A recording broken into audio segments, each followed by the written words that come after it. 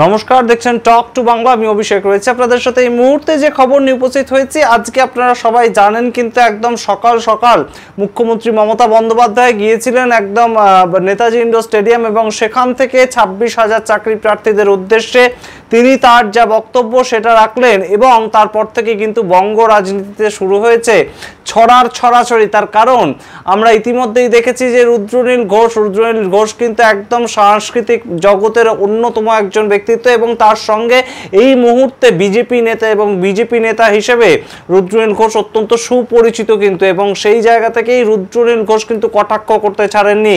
এই যে সভা ঠিক তারপরেই রুদ্রনীল ঘোষ তার ফেসবুক পোস্টে কিন্তু লিখেছেন যে যতই দামি উকিল ডাকুন রাত হয় না দিন, যতই দামি উকিল ডাকুন রাত হয় না দিন, চোরকে আড়াল করতে গিয়ে বেগড়াবে ঠিক সিন। অর্থাৎ একদম পানিং করে কিন্তু একদম কটাক্ষ করে রুদ্রনীল ঘোষ আজকে যে একদম মুখ্যমন্ত্রী মমতা বন্দ্যোপাধ্যায়ের যে প্রস্তাব তিনি দিয়েছেন যে অভিষেক মানু সিংভি থেকে শুরু করে কপিল সিব্বালদের মতন একজন তাবড়ো লয়ার তারা ঠিক করছেন এবং রাজ্য সরকারের তরফ থেকে এই লয়াররা একদম সুপ্রিম কোর্টে অ্যাপিল করবেন এবং অ্যাপিল করে এই যে 26,000-এর চাকরি গিয়েছে কাদেরকে যোগ্য বলছে একদম সুপ্রিম কোর্ট, তাদেরকে অযোগ্য বলছে, সমস্ত লিস্টটা তারা চাইবেন এবং তার পরিপ্রেক্ষিতে যোগ্যদেরকে পরবর্তীতে তিনি আগে তাদের চাকরি ফিরিয়ে দেওয়ার ব্যবস্থা করবেন এবং পরবর্তীতে অযোগ্যদেরকেও চাকরি ফিরিয়ে দেওয়ার একটা প্রচেষ্টা তিনি করবেন।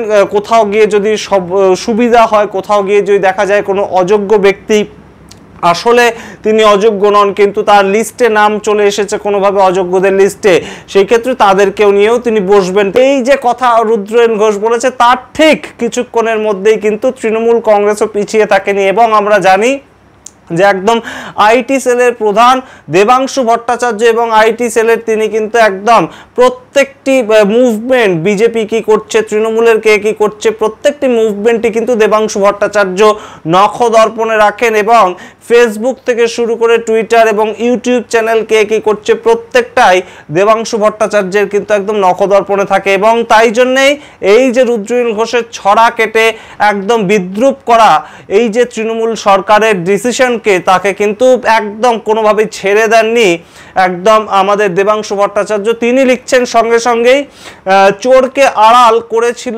গুজরাটের এক মোটা।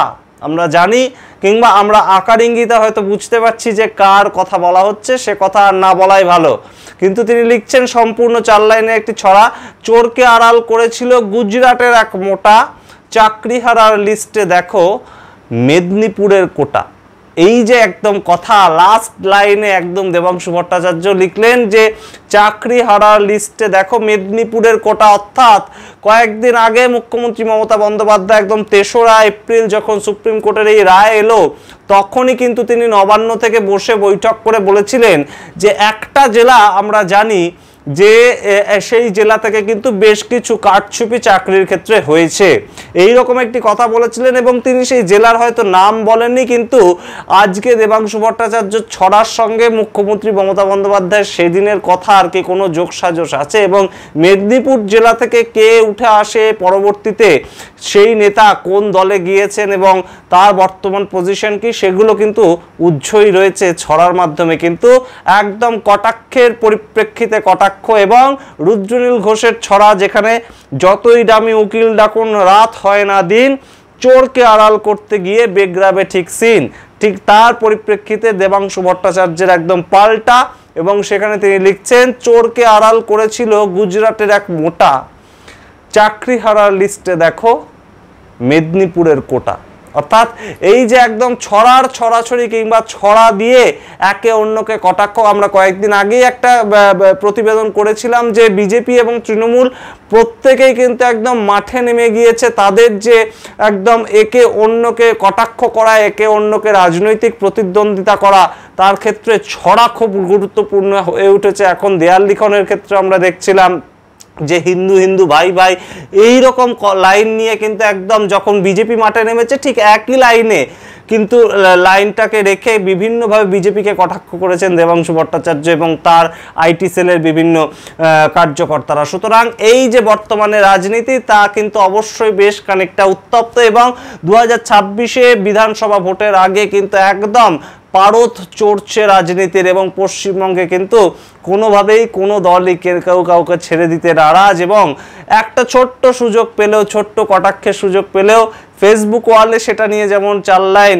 লিখে দিচ্ছেন কেউ বিরোধীরা, ঠিক তেমনভাবেই তার উত্তরও কিন্তু সঙ্গে সঙ্গে চলে আসছে শাসক পক্ষের কাছ থেকে।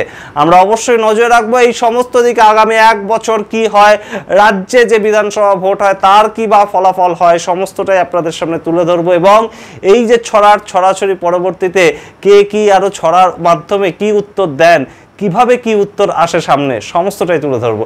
এবং অবশ্যই আমরা চাইবো যে কোনো ধরনের সন্ত্রাস গোলাগুলির থেকে ছড়া মাধ্যমে একে অন্যকে ট্যাকেল করা সেটা অনেক ভালো। আমরা অবশ্যই সেদিকে নজর রাখবো। সমস্ত খবর আমরা আপনাদের সামনে তুলে ধরবো। আপনারা দেখতে থাকুন টক টু বাংলা। ভুলবেন না টক টু বাংলা প্রত্যেকটি ভিডিও লাইক, কমেন্ট, শেয়ার করে চ্যানেলটিকে সাবস্ক্রাইব করতে। ধন্যবাদ।